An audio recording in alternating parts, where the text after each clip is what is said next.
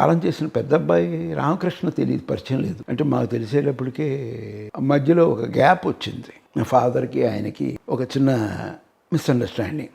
అది ఎందువల్ల వచ్చిందో కూడా నాకు ఐడియా లేదు. కానీ బట్ ఆ 2 సంవత్సరాలు ఫాదరు టచ్లో లేరు. అప్పుడు ఆ టైంలోనే తను పెద్ద అవటం, అప్పటికి మాకు ఊహ వస్తూ ఉండింది. ఆ ఊహ వచ్చినప్పుడు తీరా చూస్తే రామకృష్ణ నేను చూడలేకపోయాను. ఒక్కసారి మటుకు ఎలా జరిగిందంటే, మేము రామారావు గారి ఇంటి కాంపౌండ్ పక్క కాంపౌండ్లో నాగయ్య గారు ఏదో నాటకం వేస్తూ అక్కడ ప్రాక్టీస్ చేస్తున్నారు. ఆ కాంపౌండ్లో అక్కడ టెర్రస్ మీద నుంచి చూసేటప్పటికే రామకృష్ణ అక్కడ కూర్చుని పుస్తకం చదువుతూ కనపడ్డాడు. అది ఒక్కసారి నేను చూశాను. అండ్ మోర్ ఓవర్ ఏంటంటే, మేము ఆల్మోస్ట్ ఆల్ పెరిగింది రికార్డింగ్ థియేటర్లోనే. అప్పుడు ఈ ఎడ్యుకేషన్లు, ఈ ఏదంటే సాఫ్ట్వేర్ జాబులు ఇవన్నీ ఏం లేవు కదా. ఈవెన్ బ్యాంక్ జాబులు ఇవన్నీ కూడా లేవు. గవర్నమెంట్ జాబులు అంటే అసలు ఆలోచించక్కర్లేదు.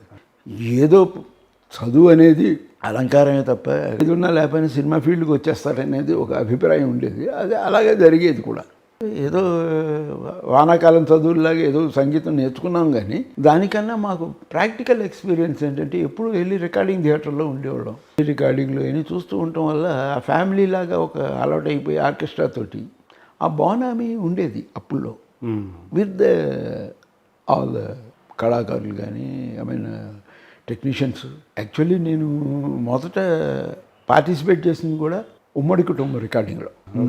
ఉమ్మడి కుటుంబం రికార్డింగ్లో ఏమైందంటే, యానిమేషన్ చేశారు. పిచ్చుకలు ఇవి అని అలాగా ఒక యానిమేషన్ ఫార్మాట్లో చేస్తే ఏమైందంటే, నేను అప్పుడులో ఇమిటేషన్ చేసేవాడిని. వుడ్ పెక్కర్ అని ఒకటి ఉంది. అది ఆ రోజు రికార్డింగ్ జరుగుతుంది, టైటిల్ మ్యూజిక్ చేస్తున్నప్పుడు వెళ్ళి నేను ఆ ఆర్కెస్ట్రా దగ్గర చేసేవాడిని. ఆంగ్లో ఇండియన్స్ ఉండేవాళ్ళు, వాళ్ళకి అది ముచ్చటగా ఉండేదన్నమాట. నేను అది చేస్తే వాళ్ళు అడిగారు అన్నమాట. అడిగితే నేను చేస్తూ ఉండగా చూసి అది బాగుంది, ఇది ఎఫెక్ట్ దీంట్లో ఇచ్చేద్దామని చెప్పేసి రికార్డింగ్లో యూజ్ చేశారు అన్నమాట. అలాగే అరంగేట్రం అక్కడ అయిందనమాట ఉమ్మడి కుటుంబం టైంలో. ఆయన కాన్సెప్టు, క్యారెక్టర్స్ ఈ మధ్య కూడా కొన్ని వరుసగా లిస్టు చూస్తే పౌరాణిక పాత్రలు ఏ పాత్ర తీసుకున్నా దానికి ఒక ఆహార్యం, ఆంగికం ఇవన్నీ జోడు చేసి అద్భుతంగా చేసేవారు ఆయన. ఒక్క క్యారెక్టర్కి ఇంకో క్యారెక్టర్కి అసలు సంబంధం ఉండేది కాదు. అంటే ముద్ర అనే దానికన్నానండి, ఆ క్యారెక్టర్ని కరెక్ట్గా మోల్డ్ చేసేవారు. కరెక్ట్ మోల్డింగ్ ఉండేది. ఇప్పుడు ఫర్ ఇన్స్టెన్స్ నాకు మెయిన్గా 2 క్యారెక్టర్లకి కృష్ణపాండవయ్య నాకు చాలా ఇష్టం. ఒకటి దుర్యోధనుడు. కృష్ణుడు ఇంకా చెప్పక్కర్లేదు, ఆయనకి కొట్టిన పిండి.